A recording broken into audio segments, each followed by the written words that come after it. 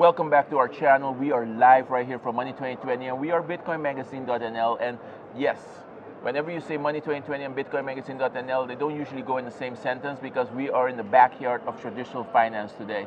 But from our side, we are trying to become really well acquainted with everything that traditional finance can do to help us adopt crypto and keep growing. And the best way to do that is to talk with the people in traditional finance who are pushing TradFi forward, who are changing it, who are molding it, preparing it to become friends with decentralized finance. And Joey is one of those people. He is straight up from Xapo Bank and they call him the OG. That's it, he's the OG. And he's sitting right here with us today. So you know what to do, share this video, like this video, and keep pushing forward this content. And together we're gonna create one fi between TradFi and decentralized finance will become one. So Joey, I'm gonna shake your hand. You beat me by 1 year. You've been in this space longer than I. You know, whenever people look at me, I'm like, yes, this is real white hair, and I've been here for a while, but you beat me. And everybody on your staff says, hey, that's the OG. You gotta talk to him because he is the all-knowing. Yeah, well, I don't know about that, but I tell you, it's really interesting hearing you talk and listen to you mention the convergence of TradFi and the decentralized universe, because that's really, so let me put it this way, lots of platforms here at Money20, lots of groups, you'll hear them talk about blockchain infrastructure, yes, around the technology, there's a big stablecoin focus for the efficiency of cross-border, yes, payments infrastructure, all the exciting stuff, and there are banks that are looking at things, so you have everyone knows the BlackRock IBIT story. You have BlackRock coming out saying, hey, 2% allocation of your portfolio to Bitcoin is a sensible approach for a balanced portfolio. That's great. It's lovely to see TradFi looking at the crypto world, but remember that we're the opposite. So we were the original Bitcoin Fort Knox. Yes. So back in 2013, 2014, we were the original. We sold our institutional business to Coinbase in 2019 with 900,000 BTC or whatever it was. Yes. But we're a Bitcoin native business that's become a payments institution and a bank. Yeah. We're not a bank exploring crypto or blockchain technology. And that's been like a hell of a learning process. And we've been on the forefront of loads of stuff. So, law, regulation, infrastructure, creating a secure ecosystem. So today, you will have lots of friends, I'm sure there are lots of people in the Netherlands as well, and they want to gain exposure to BTC or any virtual asset. How do you do that? Who's your counterpart? Who are you using? Yeah.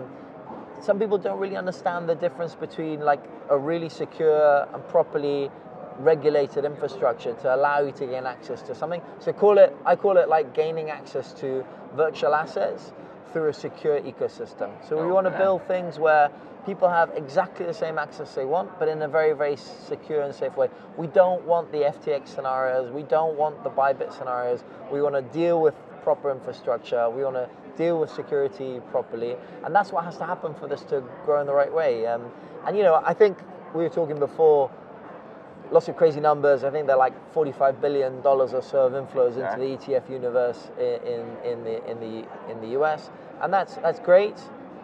Gaining exposure to a price is one thing. Gaining exposure to the unique value proposition of BTC and what it is a completely different thing. And that's where we're trying to sort of bridge the gap between the two. We call it like a convergence of the two systems. So again, we were talking about stablecoins. It's wonderful, it's fantastic, it's application and use. We're slightly different, so we're a bank, but we have not just Euro, Sterling, US dollar payments networks, we have stablecoin payment infrastructure linked to your bank account. So you send me 5 USDC and it's 5 USD on my bank account. Sounds simple, but converging the technologies, converging a classic financial services Money20 universe to a Web3 decentralized network of payments infrastructures is not that simple, and that's what we've been building out for many, many years, and we're doing, that's really why I think we're very much on the forefront of that stuff. Very good. Now, maybe you didn't know this, I haven't asked him anything yet. That was his introduction. Legit. No questions asked, introduction. I told you, I talked too much. That is Joey Garcia for you. Just giving you, in short, what it is he's working on, and that's why he's called the OG All-Knowing. So, if I may ask you from a perspective from us looking in, whenever you guys attend, for example, Money 2020, what is it that you believe that Xapo brings to the table? Look, I think it's let's just call it, think about it this way. Whenever there's a new technology that's announced or adopted, so let's use a couple of random examples. Skype, voice over IP, really interesting. If they tried to apply for telecoms licenses in 50 countries around the world before going live, nothing would have happened. No. So it's always the balance between a new wonderful technology and its adoption within a controlled, regulated environment. So think about file sharing. You had the Napsters, you had the Pirate Bays, file sharing systems were like, all the breaches of copyright, all the crazy stuff and all of that. Then you've got Spotify, now you have Tidal, now you have Amazon. It's the same file sharing technology, but in a controlled environment. Regulated environment. It's a regulated, it's a secure way. Look, the artists are being paid their royalties in the right way, and they're, and that happens in every single technology that happens. So the internet, who were the first adopters of the internet? It was a lot of criminal stuff, there was a lot of porn, a lot of gambling, and now it's sort of, by the by part of everything. Yes. So what we bring, we were there at the beginning, and we've been pushing the forefront of developing like how this can work in a secure, controlled way for mass adoption, to properly do it in a controlled and secure environment. So when I come to Money 2020 and I hear lots of platforms talking about, it was great the other day to hear the Bank of America CEO talk about exploring stablecoin integration. Now that's really great, but we did that like 3 years ago. Yeah. So we're here to sort of show people that you can actually use the technology in a functional, secure, controlled, regulated, all the good ways. It can be done, and we don't want to be the only ones. It's in our interest that everyone joins that sort of momentum, and I think that's what we bring to platforms, to gatherings like this, where people are kind of exploring stuff and they're quite conservative in some ways. Like I said at the beginning, man, we're a Bitcoin and blockchain native business that's coming into the space. We're not the other way around, like one of these guys looking at the other stuff. And I think they've got a lot of stuff to hopefully learn from us. And I want people to know that we are leading the way in those discussions. Based on that, what you just said, you're leading the way. For example, how does it change your business model that now, from the West, we're getting a lot of acceptance, a lot of support? We always got it from the East. Asia and Europe were always four standards. But now, if you think about it, the whole world is kind of coming together and saying, hey, whenever we talk about Bitcoin, whenever we talk about crypto, we're no longer cringing.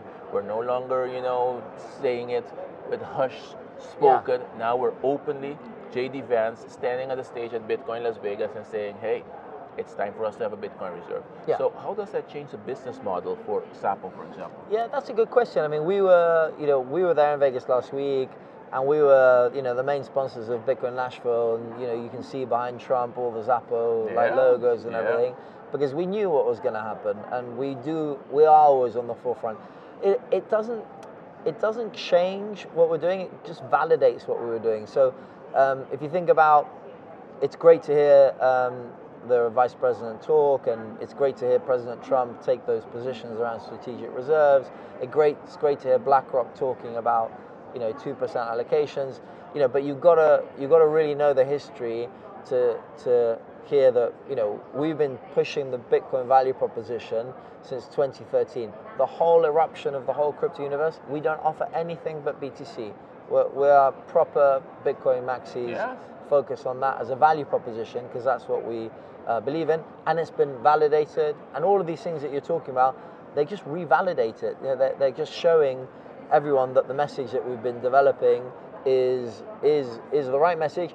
And it's great because we were talking about percentage allocations to BTC in 2017 and 2018, and now those guys are saying it. So if you think about the world now, if you're talking to 5 random people and they're all telling you to use that platform for an exposure to Bitcoin in a secure way, and they'll talk to you about what that means, but now one of them says, yeah, I'm going to give you the same message, but I've been saying that since 2013. I've been doing this since 2016. I've been writing those messages since 2018. It creates an environment of trust and security. and that's really valuable, especially in this ecosystem. I'm a really big proponent of people understanding who they're using or why they're using that structure to look after that assets. That makes sense. And that's things are changing. We've been pushing regulatory boundaries, trying to help countries develop infrastructure. Now the world is saying it has to be regulated in the right way, and that's great for us. It's like a validation, but we've already been doing that, so we're way ahead of the curve on that stuff. Okay. So now, yeah, if we move from there to the point where Xapo as a whole, how do you guys remain relevant? Because if you started so early doing all these things, now that everybody's catching up, how do you take a step forward doing something that they didn't expect you to do? Yeah, that's a good question. I mean, I think like catching up can happen, but let me put it another way.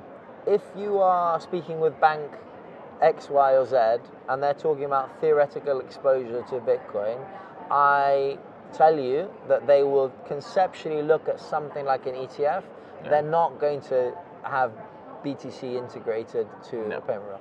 So if you're other banks and they say, oh, the United States or the Bank of England or the ECB are going to launch a CBDC in a currency, and they're going to launch a digital dollar, the Federal Reserve is going to issue a digital dollar.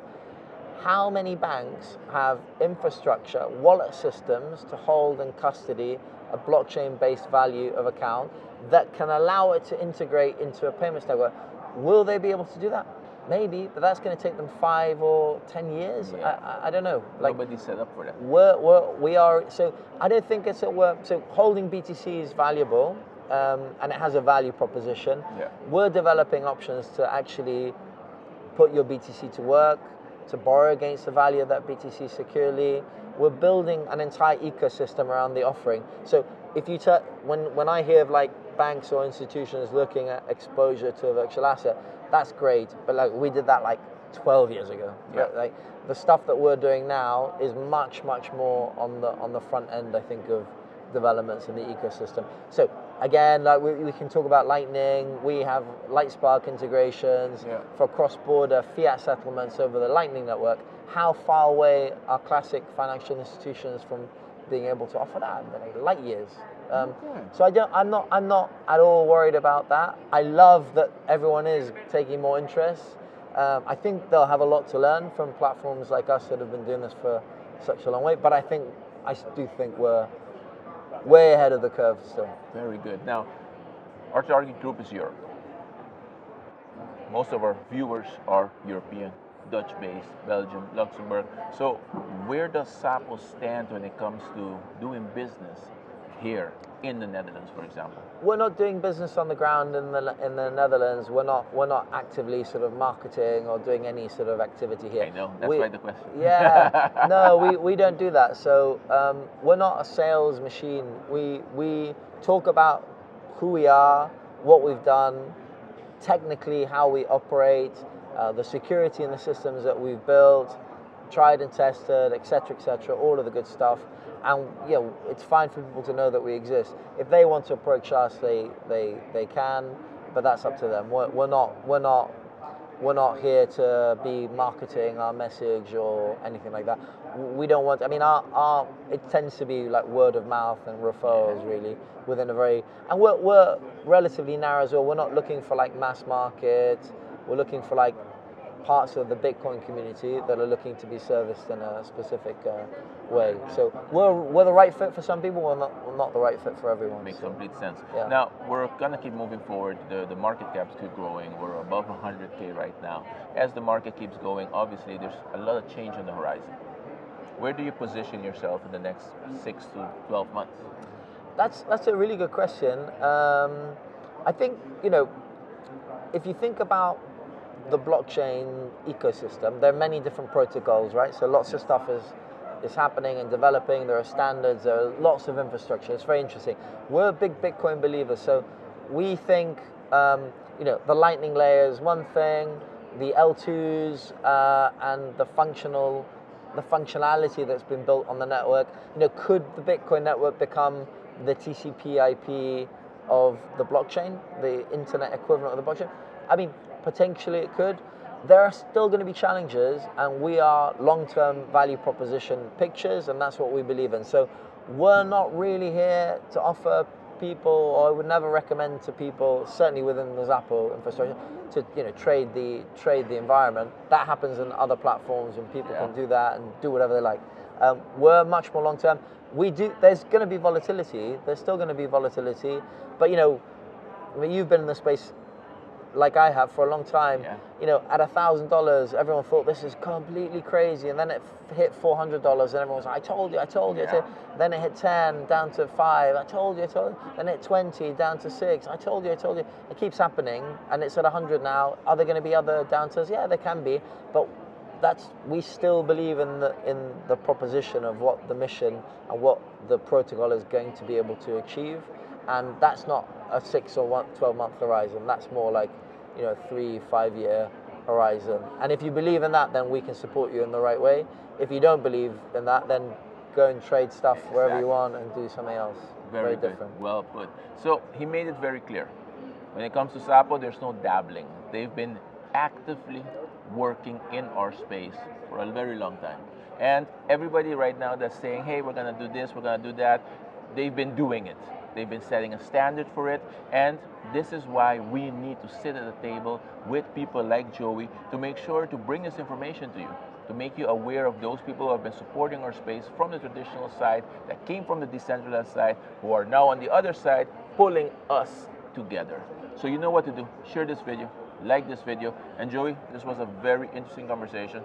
I know, I understand now the all-knowing OG handle that you have. It makes complete sense. And we were live right here from Money 2020, and we're going to keep bringing you the most interesting conversations with those people who are helping push our space forward. Thank you, and see you soon.